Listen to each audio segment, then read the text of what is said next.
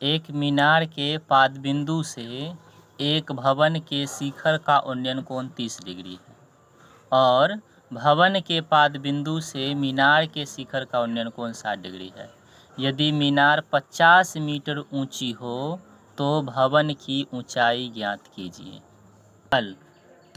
हल करते हैं। तो दिया हुआ है कि एक मीनार है, तो मान लिए ये एक बड़ी रेखा जो है हम M नाम दिए और यहाँ N नाम दिए, तो MN मान लिए एक मीनार है, ठीक।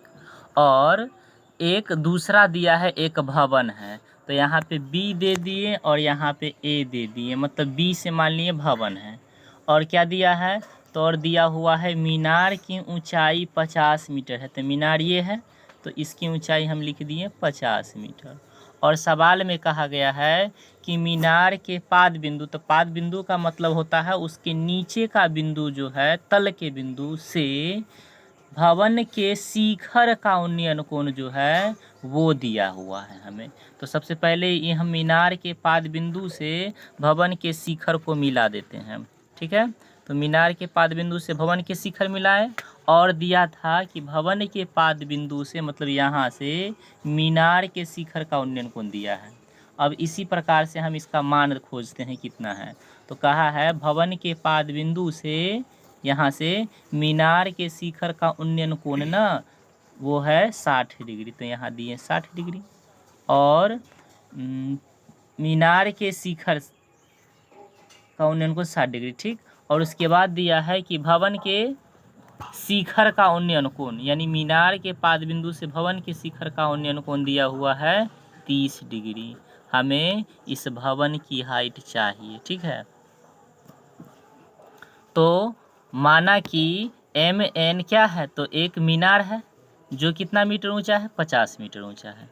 और BA जो है क्या है, तो एक भवन है जिसकी ऊंचाई हमें ज्ञात करनी है। इसके बाद हम क्या करते हैं, तो यहाँ से देखते हैं कि MNA एक त्रिभुज दिख रहा है, समकोण त्रिभुज क्या है MNA। तो MNA एक समकोण त्रिभुज है, तो वही चीज लिख रहे हैं समकोण त्रिभुज MNA में ये कितना डिग्री का कोण है, तो 60 डिग्री का। तो हम लगाते हैं त्रिकोणमिति का फंक्शन tan 60। tan 60 का मान क्या होता है, तो फॉर्मूला आप लोग पढ़ा होगा, tan थीटा बराबर होता है लंब बटे आधार। लंब कितना है यहाँ, तो लंब का मान है MN और आधार का मान है NA, ठीक है। tan 60 डिग्री का मान कितना होता है वो पता होगा, तो tan 60 का मान √3 होता है, इसके जगह √3।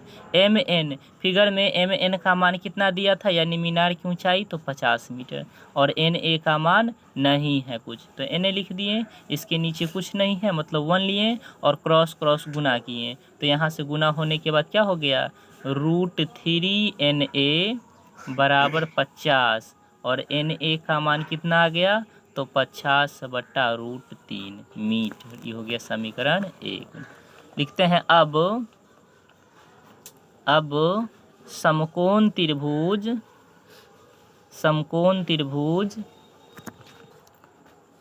त्रिभुज है BNA या BAN, इसका मान कितना डिग्री है, तो 30 डिग्री। तो हम फिर से त्रिकोणमिति का फंक्शन लगाते हैं, tan 30 डिग्री बराबर क्या है फॉर्मूला, tan थीटा बराबर तो लंब बटे आधार। यहाँ पे लंब क्या दिया हुआ है फिगर में, तो लंब है BA और आधार क्या है, तो कहेंगे आधार है फिर से NA।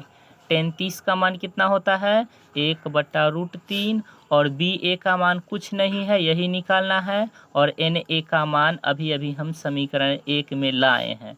फिलहाल यहाँ NA लिखते हैं, क्रॉस क्रॉस गुना करते हैं, तो आ गया NA बराबर √3 BA। इसके बाद क्या होगा, तो NA का मान समीकरण 1 में देखिए, समीकरण 1 में कितना है NA का मान, 50/√3। तो जहाँ NA है यहाँ पे हम लिख रहे हैं 50/√3 और इधर है √3 BA। अब √3 और BA के बीच में मल्टीप्लाई का साइन छुपा है, अगर हम इस √3 को इधर भेज देते हैं तो ये बन जाएगा 50/, पहले से √3 और ये √3 इधर आके गुना में हो गया √3। अब बराबर कितना बच गया, तो BA। अब हम इसको लिखते हैं 50 को 50 छोड़ दिए, हम इन दोनों बराबर है तो पहले बी ए को लिख देते हैं, तो पहले लिख दिए बी ए बराबर ऊपर में है 50, 50 लिखें और बट्टा √3 में √3 से जब हम गुना करते हैं तो ये 3 इतना मीटर, या तो इतना आंसर लिख दीजिए, या किताब में शायद इतना न होगा तो इसको हम 3 से ना 50 में भाग कर रहे हैं। इस तरह से 3 से 50 में भाग हुआ तो भाग लगेगा 3 × 1 = 3, बच गया 2, ऊपर से आया 0, 3 × 6 = 18, शेष फल आया 2। तो जो पूर्णांक, इसको हम पूर्णांक के रूप में तोड़ रहे हैं, तो 3 बट्टा वाला है तो बट्टा वाला लिख रहे हैं, जो शेषफल नीचे आता है वो शेषफल ऊपर जाता है, और जो भागफल आता है यानी साइड में, उसको साइड में लिखते हैं। इतना मीटर आंसर, यानी 16.2/3 मीटर आंसर हुआ।